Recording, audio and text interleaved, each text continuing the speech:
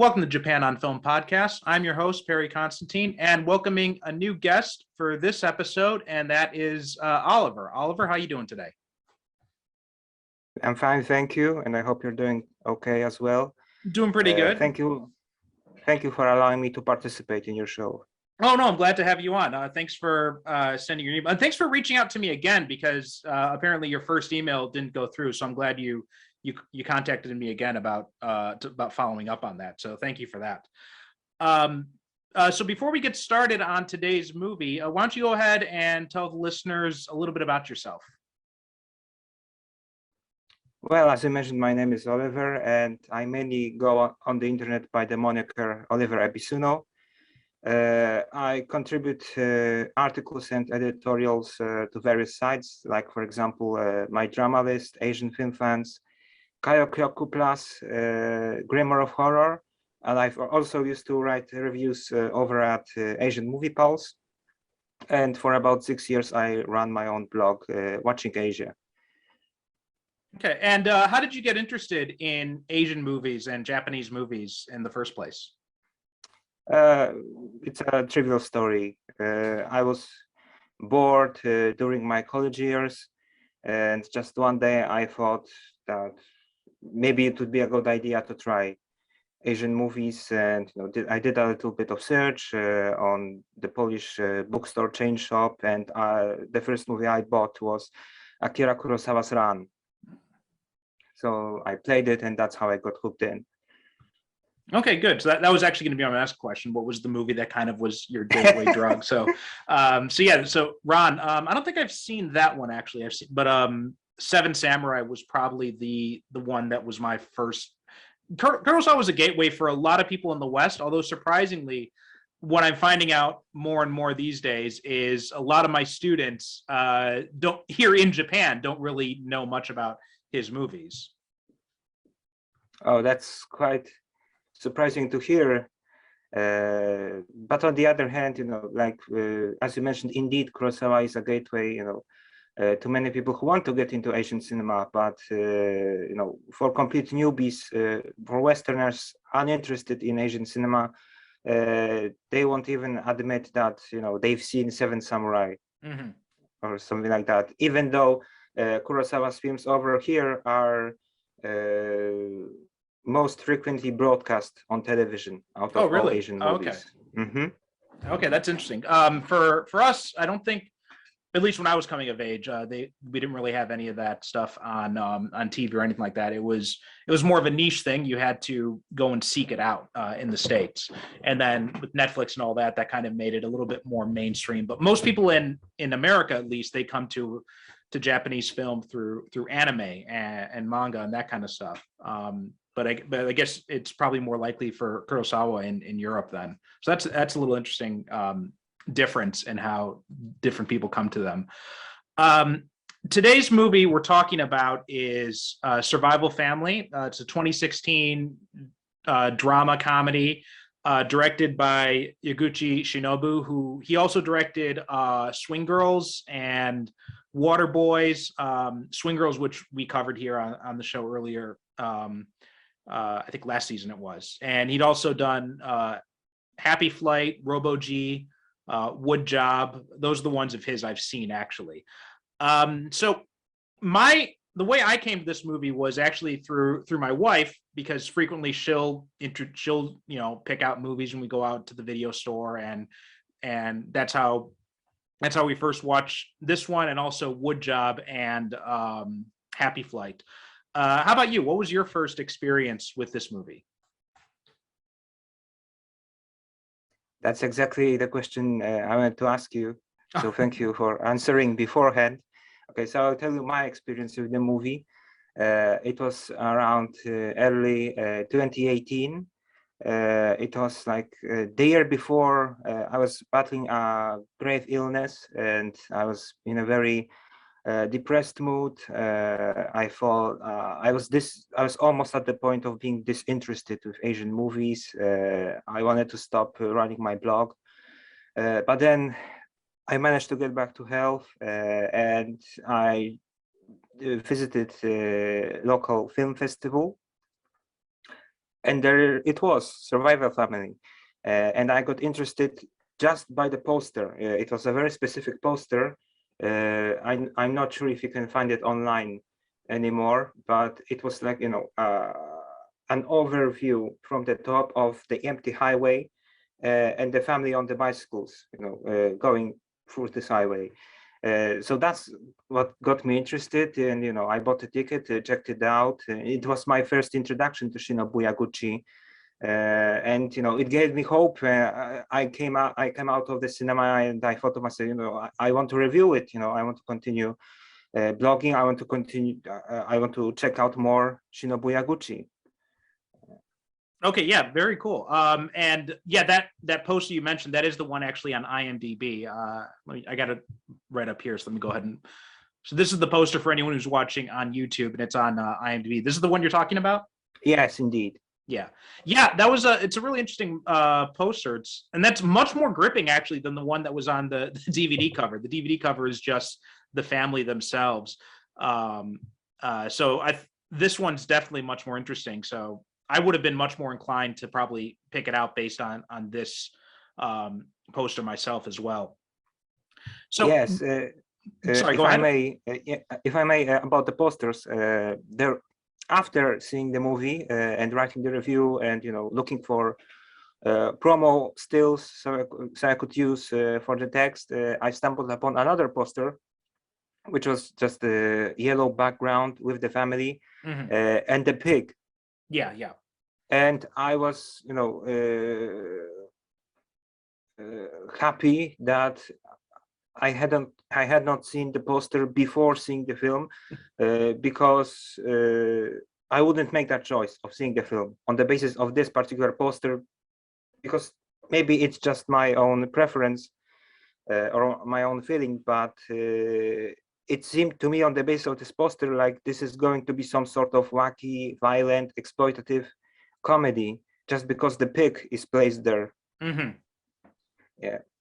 Yeah, I didn't have that exact same vibe, but I did have the same type of impression when I saw the DVD cover, where it didn't seem interesting to me, just the title and just that alone. But so if it wasn't for my wife actually picking it out, I don't think I would have chosen it either. So you said that this movie was something that you felt like you just had to write a review of it. What was it about this movie that really grabbed you in particular? Well, primarily my expectations were subverted in a way, because you get a certain vibe from this original highway poster, and without even seeing the trailer or reading the synopsis, you might think that this is going to be some kind of post-apocalyptic story. But in fact, it's not. It's a story arc about a family going through very troubled times, but told in a light-hearted manner. Yeah, and so let's dive into the movie. What were some of the things that really kind of jumped out to you on this latest viewing? For me, at least, one of the things that I thought was really, I like it.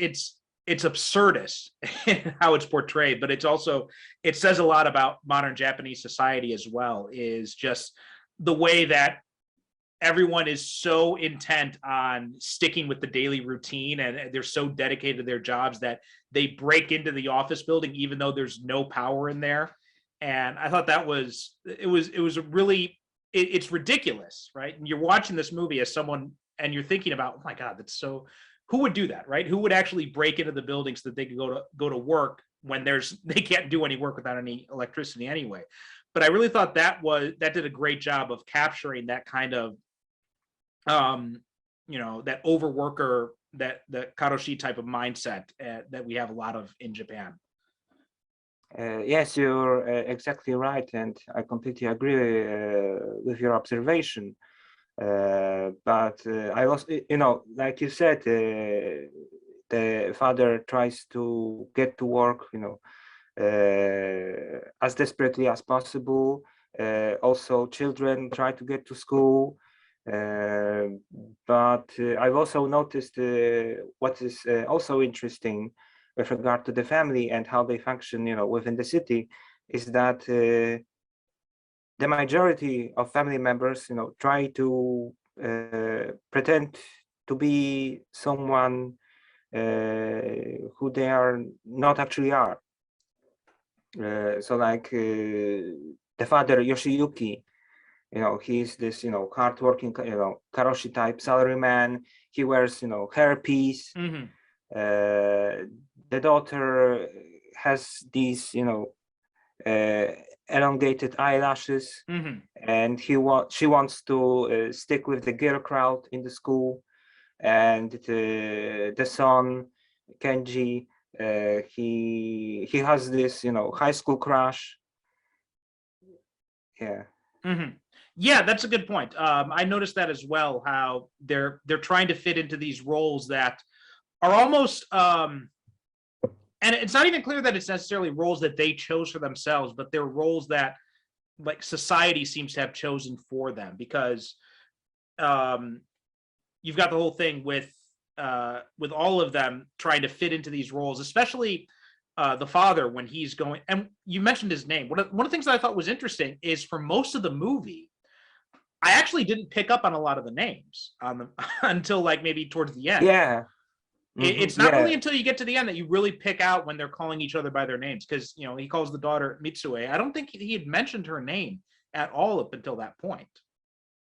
I think I have my notes on the casting. So like the daughter is called Yui, and the wife is called Mitsue. Okay, so the wife is Mitsue. Yeah. Yes, and they all have surname Suzuki because you probably picked on this in the previous viewings of Yaguchi's films, but in his previous films, in the majority of them, Yaguchi uses surname Suzuki. Oh, really? I did not pick up on that. Oh, okay. That's interesting. Okay. Yes, so like if you go through Down the Drain, My Secret Cache, Adrenaline Drive, Swing Girls, Water Boys, Robo G, and I think Dance With Me, the latest Yaguchi film. So like all of the main characters have the surname Suzuki. Oh, wow. I never picked up on that. That's interesting. Yeah, and in Woodjob, the main character is not called Suzuki because I think the name was Hirano because Yaguchi adapted the story from the novel. Yeah, Woodjob. That was a fun movie. I was surprised how much I enjoyed that one. Just as an aside. But yeah, and I thought the father especially, it was funny watching him in trying to fit into this part of like being the know-it-all, being the one who knows what he's doing and everything, when really he clearly doesn't. Right, he's just kind of like fumbling through and stuff. I'm not sure if he was in the same one, but it reminded me a lot of the father in Tokyo Sonata. It was a very similar type of dynamic in that. I'm not sure. No, it's not the same actor, but they do kind of. Yeah. They do kind of. Yeah. But they do kind of look similar. But it was that same kind of dynamic where he's so desperate to try to maintain the role of the patriarch in the family, so much so that everything falls apart around him. Yeah, so like yes, he really wants to be the leader of the family, to maintain this, to keep up appearances and maintain the integrity of the family, within the urban cityscape by doing things that are proper to do in a very stupid way. Like buying this broken bicycle, trying to start a fire, drink water from the river, contaminated water, and guide them on the basis of this primary school map. Yeah, and one of the things I thought was interesting is that the entire time, up until he's calling the son Kenji, he's calling him useless, and he's no good for anything. And it turns out Kenji ends up being the most resourceful one in the movie, because there's the he's the one who's able to get the map in the first place. He's able to figure out that, okay, well, the battery fluid, it's just distilled water, so we can drink that, so we don't have to keep looking for bottled water. And he figures out how to patch up the tires and all that. He seems to be the more resourceful one, despite the fact the father's always calling him useless. And I thought that was, I'm not sure, I thought that kind of works as a commentary about the generational gap, because you see that a lot where you not only in Japan but everywhere, where the older generation is always shitting all over the younger generation and saying like, oh, they're good for nothing, they don't know what they're doing, when really the kids are able to take care of themselves pretty well when they have to. Yes, you're right. I think the theme of generational conflict is very prevalent in Japanese cinema. So like, I've picked up on these vibes in Kamikaze Taxi, in Melancholic, in these types of films, and here as well. I've also noticed at the cinema while watching the movie for the first time, what you mentioned, that the way that the family members do not refer to themselves by their names, and the translation itself into English was very formal at the cinema. Okay. Maybe on Blu-ray it's better. Yeah, the subtitles. Yeah, the subtitles in the version I have, they had translated all the monikers, all the titles into just their name. So in the Japanese, they say like, brother, sister, mother, father. Yeah. So, but exactly. Right. Yeah. So, but in the version I have, they actually translated them into the name. So instead of brother, it's Kenji and all that kind of stuff. Yeah. So I vividly remember at the cinema that they translated, all these references like husband, like mother, father, son, daughter, to just husband, mother, like literally in English. Yeah. So this was really out of the blue for me while watching, while not being accustomed to Japanese movies, at that time. But when I've seen more movies and I've started picking up on these references, Otosan, Okasan. I've noticed that they refer to themselves less formally than it is referenced in the subtitles. Yeah, so like Mitsue actually at one point says Anata to Yoshiyuki when she calls him out on the veranda so they could see the stars. Yeah, Anata in Japanese, it's literally means you, but when it's used in that kind of context, it translates into like like darling or dear or something. Yes, dear. Yeah. Or honey or any of those other types of pet names. But that's not always picked up on in some translations pick up on it. I do know there have been some subtitled versions. I'm thinking of Audition is the first time I encountered it, because I remember watching that movie, and when he's having memories of his deceased wife, she calls him Anata, and in the subtitles it says dear. And it wasn't until I started learning Japanese that I was able to pick up on that. And they do that kind of here as well.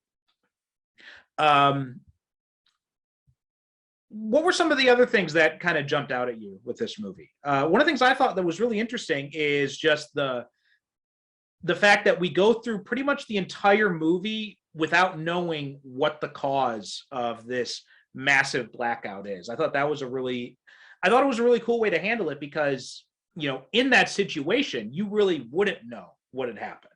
You really would just be completely in the dark. Yes, because within the context of the movie, there's absolutely no power. So there's no access to the internet, to the television. The society would have to inform themselves like physically, verbally, which is impossible to do in the age of globalism. So they do not know the cause, which is quite unnerving. And I believe from what I've read, Shinobu Yaguchi said that the whole idea for the movie was inspired by the 2011 Tohoku earthquake and the subsequent Fukushima Daiichi nuclear power plant incident.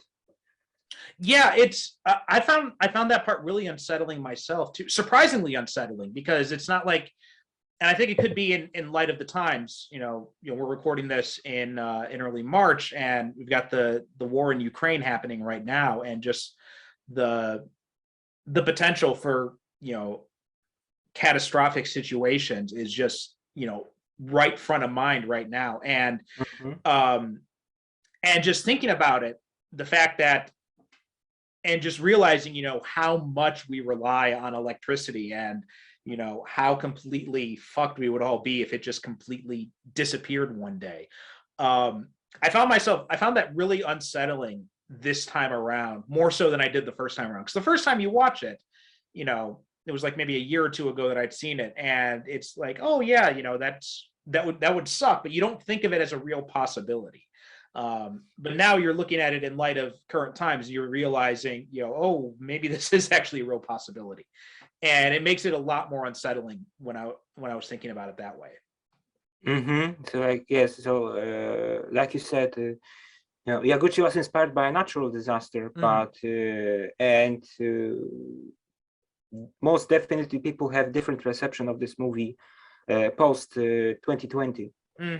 So like, after the outbreak of the pandemic, after the unsettling situation in Eastern Europe. Yeah, and so like, this type of uncertainty.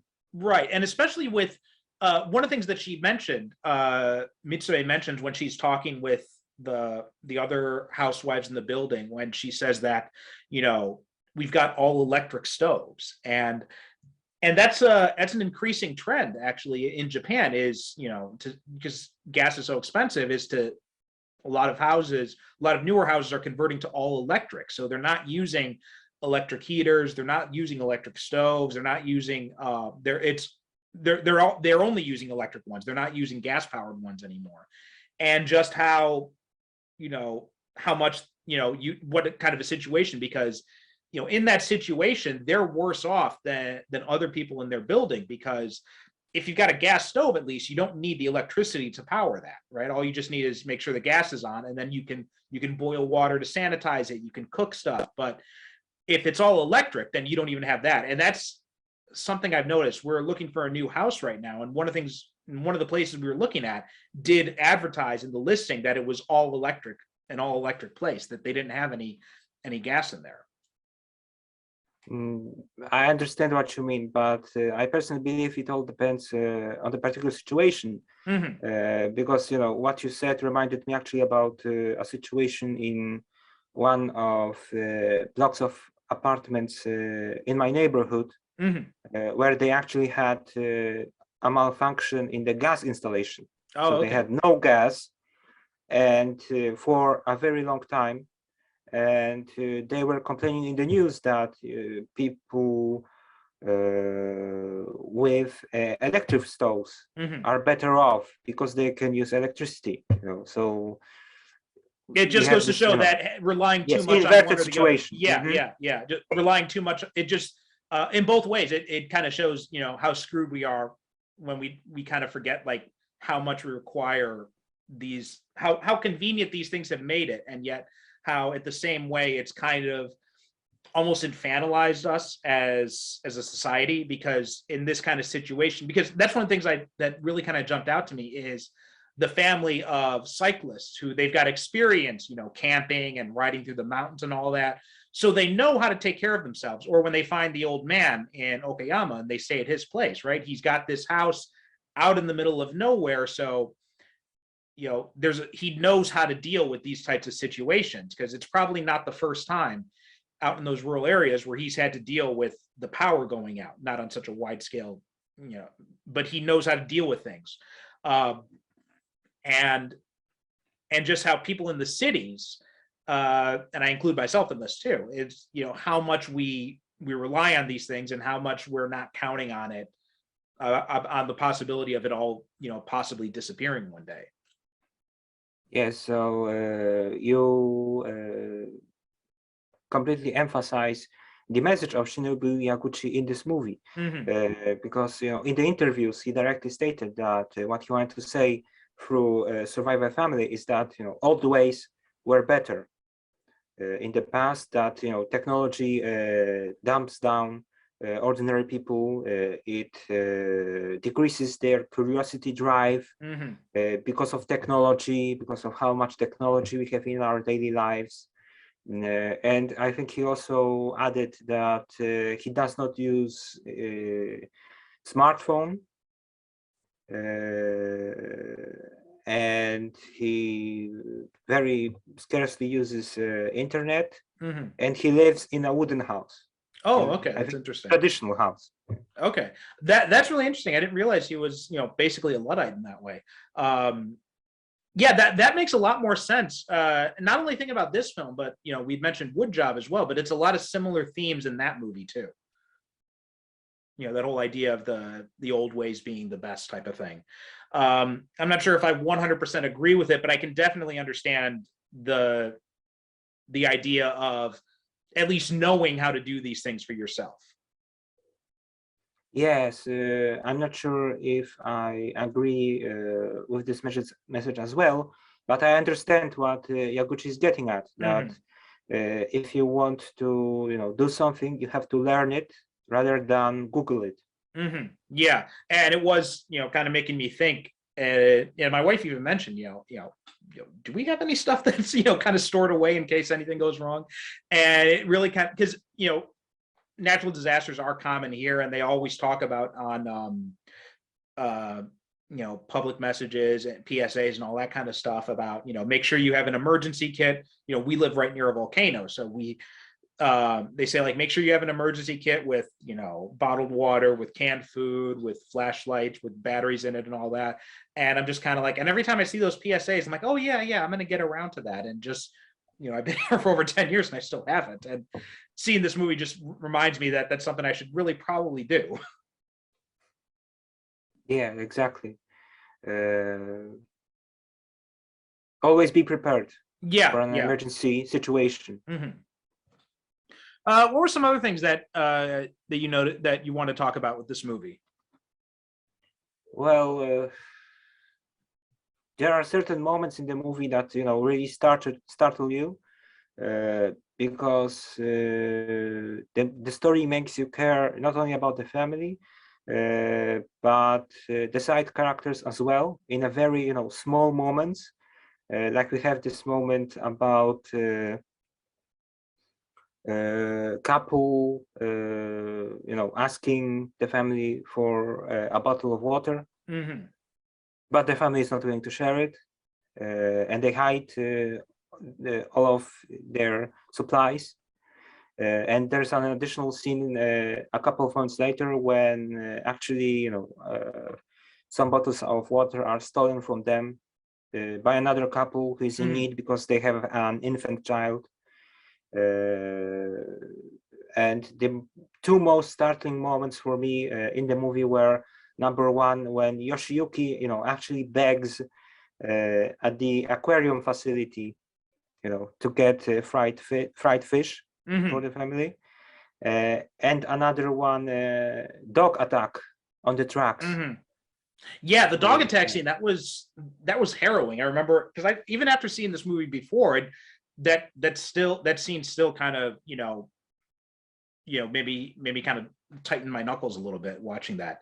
But I'm glad you mentioned the scene about them in the park when the couple asked them for water. I was actually thinking of that same one as well.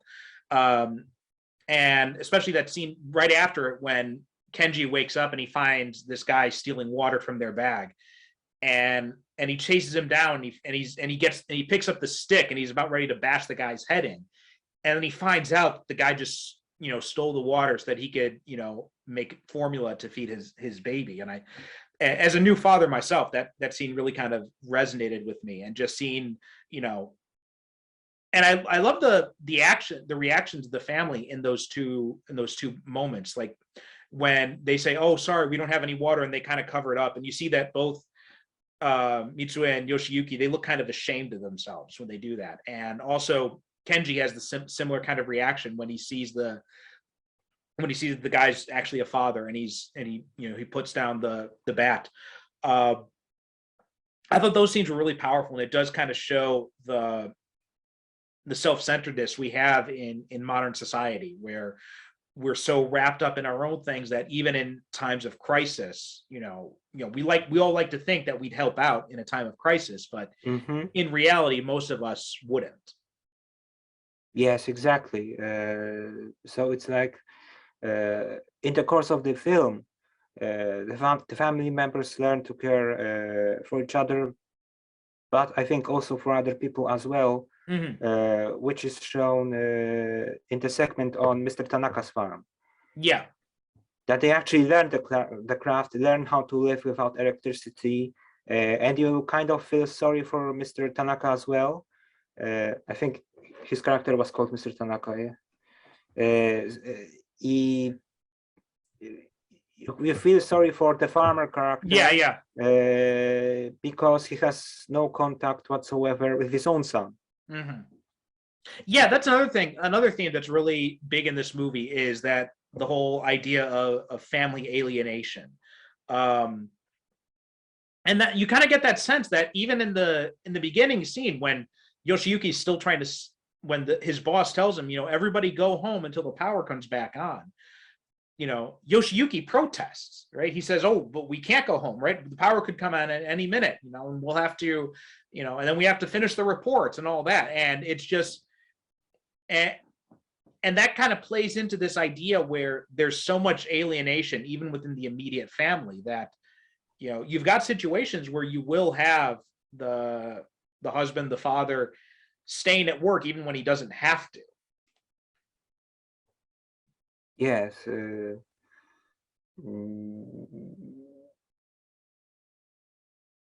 This calls back again to the theme of karoshi. Yeah. So, yes, working at all costs, performing duties at all costs, but this head employer of Yoshiyuki, realizes that very quickly, that people have to abandon cities. Because it all plays in the imagination of a viewer, the cities will become a dangerous place to live in. Yeah, that's another, and that's also tying back the whole idea of old ways being better. Is there's this criticism in modern Japan of the depopulation of these rural areas, which is increasingly a problem, especially as the population as a whole has been going down. Is because you have these rural areas where entire towns are just completely dying because young people don't stay there after they finish school because there's no jobs there, so they move on to the big cities because everything is so centralized in these big cities like Tokyo and Osaka. And then you have this situation where, and I see this all the time when I talk to my students, and I ask them questions about their hometowns and all that. And I asked them, would you want to stay in your hometown if you had the choice? And most of them say they would love to stay in their hometowns if they could, but there's no jobs there, so they have to go to these big cities. And it's another point the movie makes in a subtler way. And I think that we're sacrificing not only the old ways, but we're sacrificing these small towns too for these cities that, in the end, aren't really giving us a whole lot of benefits, right? Yeah, you've got conveniences, but those conveniences can easily disappear. So if I may add, Poland is actually in a similar situation, because we also have a problem with depopulation. But I think it's not as grave as in Japan, but it is noticeable. Yeah. People, especially young people, are increasingly living the countryside, and they're moving to big cities to get a degree at universities, to find a job, etc. And the politicians are completely hopeless and unable to do something about this, to make rural areas, or at least small cities, towns, better for the youth. Yeah, the very similar situation here in Japan. A lot of, and yeah, the politicians here are completely useless when it comes to that as well. And especially, the coronavirus was kind of a wake-up call in that, because it showed, the importance, how important remote work can be. But you had so many companies that resisted it and are still resisting it. And it really shows that, this is something that should be pushed harder, because to keep these old places alive, right? I mean, I ask my students all the time, if you had the choice of, staying in your hometown and working for a company online, or moving to a big city, what would you want to do? 90% of them say they'd rather work remotely and stay in their hometown. Yes, I understand, because well, the pandemic indeed has changed a lot of things. We are slowly digressing over here, but let me tell from my personal experience that always the physical contact with students is better than doing classes remotely through MS Teams or Skype. It's very tiring. Yeah, it can be. It's a little bit of a different situation with my classes. I found that the students, because at least in the regular English classes, the freshman level English classes, is that many of the students are too embarrassed to speak up in class, but I do find they participate a lot more in online discussion. So for some classes, for some classes it works well. For other classes, like if you're talking about, at least, and I'm approaching this purely from the standpoint of an English teacher, so keep that in mind. But when I talk about my higher level students, those classes, those are students who actually want to communicate in English. So those types of classes work much better in person. So I think it depends on what kind of classes you're doing as well, I think is also a factor in it. Although I do agree that, especially for when you're dealing as well with younger students, in person is definitely much more preferable to online stuff, because yes, you're right, because I've been conducting a subject specific seminar, and perhaps that's why the students were not really active. They were constantly tired, and also the university forced them to go full on online, and do everything from 8 a.m. to 8 p.m. in front of a computer. Yeah, that's the kind of thing it's not for everybody. For me, I've been doing that for most of my working life, so I've been used to it. But I do understand that it's something that not everybody can adapt to. So taking it back to this movie, are there any other things that you really wanted to mention that really kind of jumped out at you? Well, I want to go back to the dog attack scene, because what's really surprising is the way it is shot. To me, it feels like a segment from a horror movie, actually. And what I found out was that Shinobu Yaguchi stated that he got into filmmaking after watching Jaws, Steven Spielberg's Jaws. Oh, okay. At the age of 8. So perhaps I think Shinobu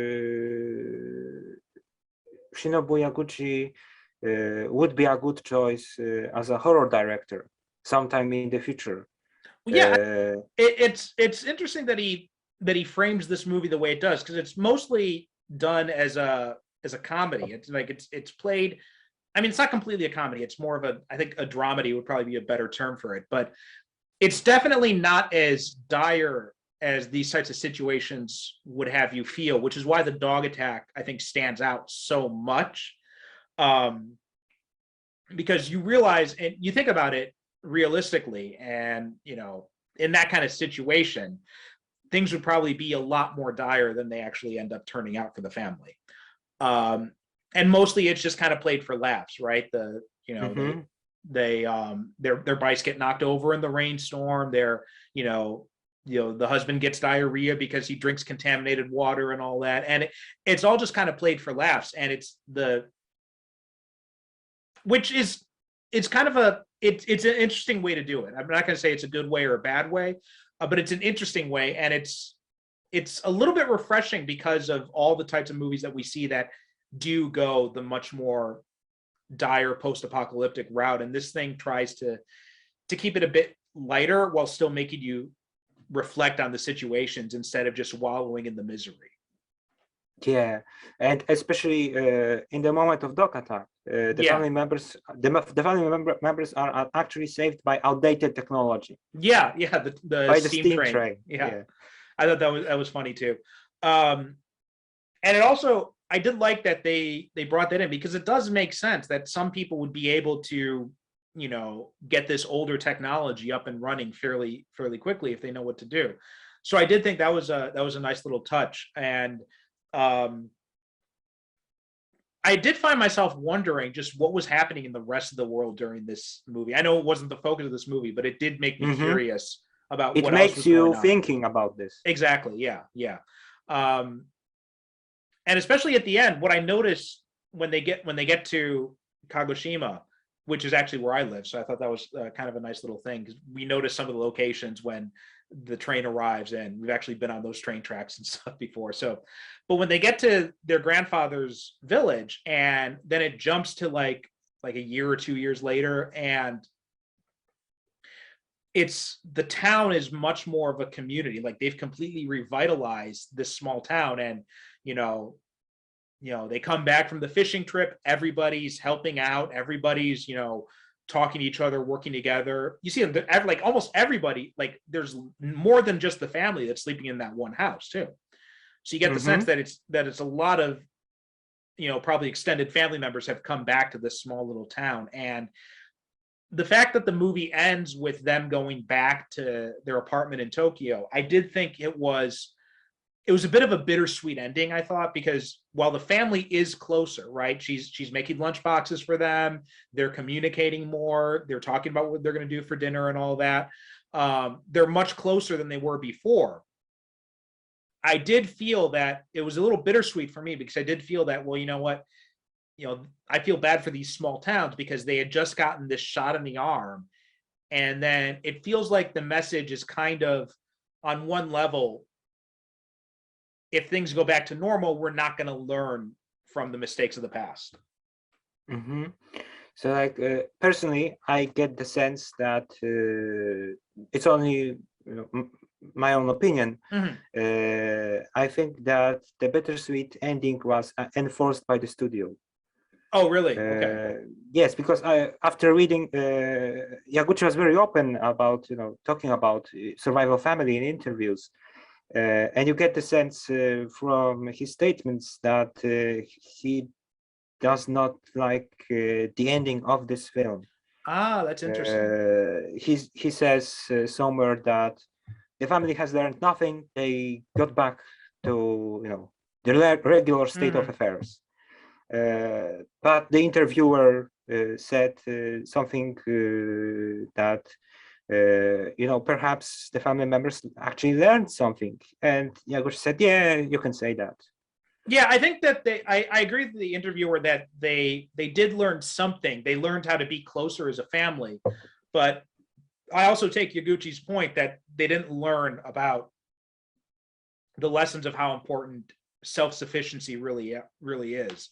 I think that is something that they lost, and that does explain why the ending feels a little off for me, because it does feel like it's very tacked on, right? Because the logical endpoint of this movie really feels like it's that time when they come back from the fishing trip, and they're bringing food to everybody in the neighborhood. That really feels like the logical endpoint for the movie. And then to then go from that to them finding out that the power suddenly coming back on, and then them moving back to Tokyo, even though the family has a closer relationship, it does feel like something is off about that ending. And you saying that about his opinions of that ending, that really makes a lot of sense. That puts it in a lot of focus, actually. Yeah, so like I think that the producers saw the film and they demanded the explanation for the catastrophe and the resolution of the catastrophe. Yeah. Because you can't have an open-ended happy ending.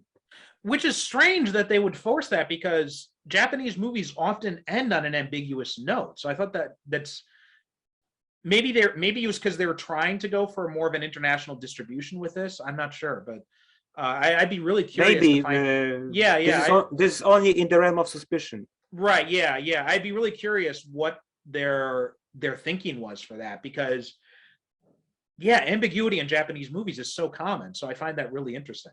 I'm not sure. I imagine it must have been because they're trying to go for global, a larger audience.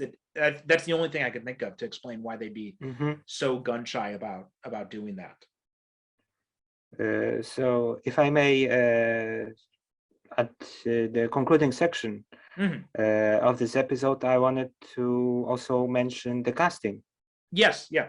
If it's possible, because I think you could make a drinking game out of this, because Yaguchi frequently uses,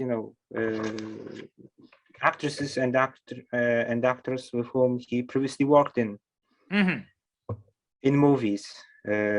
So, like, for the lead, the father, Yoshiyuki, we have Fumio Kohinata, and I'm not sure if you've seen other shows or movies. Yeah, I was actually just looking him up. I was surprised at how much stuff he's in. He was in Ring 2. He was in Audition, Dark Water, which we'd actually talked about in another episode this season. Yes, he's a very experienced actor, but he does not receive, unfortunately, a lot of leading roles. Yeah. So I think this movie does justice to him in this regard. But this is only my additional suspicion. I think in pre-production, while Yaguchi was writing the film, personally, I think that he was penning the character of the father with Naoto Takenaka in mind. Oh, okay. Again, easily picture, Naoto Takenaka as the father figure. Yeah, that actually would make a lot of sense. Yeah. And he's worked with him before, so that actually would fit very well. Which makes it interesting. Which makes it interesting why they chose him. Yeah. Yeah, maybe he was unavailable. Probably because he gets a lot of work. He's a really busy man too. Yeah. I think it's like you talk about a drinking game. It's almost a drinking game every time you see him pop up in a movie. Yeah. Or in a drama. Or in a drama, yeah. But Fumio Kohinata is also a regular of Yaguchi because he appeared. He has a small role in Happy Flight, right? As pilot on a sick leave, and in Swing Girls, he plays the father of Tomoko. Yes, yeah. And so he's been in Yaguchi's films before, and you're right. In the other movies I've seen him in, it's a small presence. Like in Dark Water, he plays the ex-husband who has a large presence in the movie, but he's not physically in the movie for a lot of it. He doesn't have a lot of screen time in it. Yes. Cassern as well. He was in that.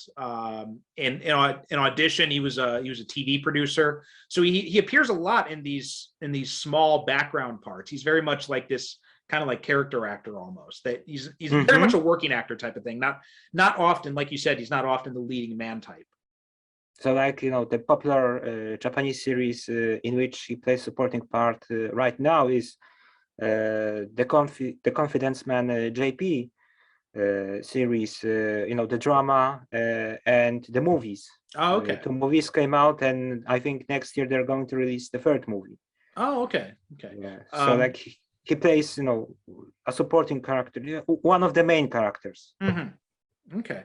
Yeah, he did a really good job. It did make me wish that we could see more of his give him some more leading roles. And also we had, veteran actor Akira Emoto appears at the end as the grandfather. I thought that was a nice touch too. Akira Emoto appears in lots of Yaguchi's movies. Just let me see because I made so no, yeah. So he was in Wood Job, Happy Flight, Water Boys, and he also was in Shall We Dance, directed by Masayuki Suo, if I can remember correctly. And I believe that Yaguchi Shinobu saw Shall We Dance back in the 1990s, and he utilized a lot of actors from that particular movie. There's a lot of them. Yeah. Yes. Was Emoto in Shall We Dance? I couldn't Yes, Akira Emoto was in Shall We Dance, Naoto Takenaka, Eri Watanabe, who also appears in Survival Family as this grumpy lady, shop lady, who sells the bicycle. You're right. He did appear in Shall We Dance. Yeah, and there's it's also, so weird because he looks so young in that movie, so I keep forgetting he was in that. And there's also Yu Tokui, who is also a bicycle shop owner in Survival Family. Yeah. So you could make a drinking game out of the casting in Survival Family. And it's funny because we actually did do this season. We also did Shall We Dance, so we get a lot of this. So if anyone's watching along with these movies, you'll see a lot of the same actors appear in them. Yes, okay. But if I can also mention, we also have in the movie Saburo Tokito, who plays the head of this other family on the highway, who are just the much well organized. Yes, the bicycle family, and he was also in Happy Flight, playing the grumpy pilot. Oh, okay, yeah. I knew he looked familiar. And we have two other Yaguchi's regulars, Yoshiyuki Morishita, who plays the janitor at the father's workplace, who allows actually the workers to break the glass to get to the company. Yeah. I did recognize him. He did look really familiar. Yes. Yeah, so he does use a lot of the same actors. So he was in Robogy, Happy Flight, Swing Girls, and Dance With Me. Okay. And there is like the most frequent Yaguchi's regulars in the movie as well, and he's Yoji Tanaka. So if you can remember in Swing Girls, the supermarket owner. Oh, right. Yeah. So like you can't really see him in the movie, but there is a close-up of him. He plays a vagrant guy who captures fish out of the pond. Oh, the guy who's catching the koi. Yeah. Okay. So like his face is completely covered. So I found out that he's in the movie by going through the cast list. Yeah. Oh wow, I did not recognize him at all in that. Wow. Yeah. Okay. Yeah. So it's a fun movie. It's it does, the ending is the weakness with the ending aside. It's mostly a pretty interesting movie. It does make you think about these issues, and a lot more unsettling than I remembered in some ways. But Oliver, do you have any final thoughts you wanted to mention about this movie? It's a very good movie, and I recommend it to anyone who wants to get away from dismal and depressing movies, especially in depressing times, and see something actually worth seeing. Yeah, very good. Okay, so Oliver, would you like to tell people where they can find you online? Tell them about your website and all that stuff. Yes, you can just Google my blog by typing Watching Asia Film Reviews, or just in the URL watching-asia.blogspot.com. I also wanted to give a shout out to some people. So for instance, I would like to greet all of my friends over at my drama list. You all know who you are. Tiger Stewart, the mastermind behind Asian Film Fans. And last but not least, Joe Sheeran, a friend with whom I co-wrote an article for my drama list called From Zero to Hero, a retrospective guide to Yaguchi Shinobu. Okay, very cool. Oh, so you're kind of the expert. I didn't realize you were that so familiar with Yaguchi's work that you actually wrote that kind of. So that's really cool. All right, so check that stuff out. Oliver, thank you so much for coming on. Thank you. Fun. And that does it for this episode of Japan on Film. As always, you can find us at japanonfilm.com. Please rate and review us on Apple Podcasts, anywhere you get your podcasts. Please, donate if you can through Patreon or through Buy Me a Coffee. Both of those are on the website. And find us on Twitter and Instagram, Japan on Film, on both of those. Thanks so much for watching. Thanks so much for listening, and we'll talk to you next time. Thanks for watching this episode of Japan on Film. For more of our videos, just hit the subscribe button.